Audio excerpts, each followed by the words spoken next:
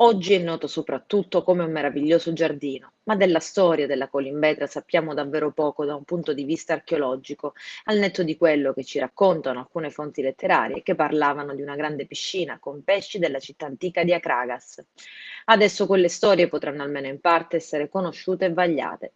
A finanziare una prima fase di ricerche sarà il Fondo per l'Ambiente Italiano che gestisce il giardino ormai da anni e che da un anno e mezzo circa sta guardando con maggiore attenzione al valore archeologico della zona.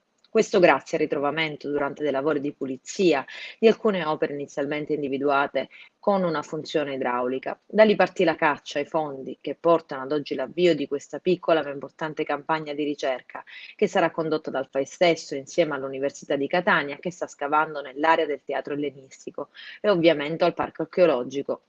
Le attività di studio che partiranno a giugno-autunno inizieranno con una ricognizione dei luoghi e delle evidenze archeologiche e la loro trasposizione su carta, in modo da avere un'idea insieme. Da lì si partirà per capire anche come la Colimbetra dialoga con la Valle dei Templi e come le opere finora trovatesi si inserissero nel contesto del giardino ricco di sbocchi, ovvero di ipogei.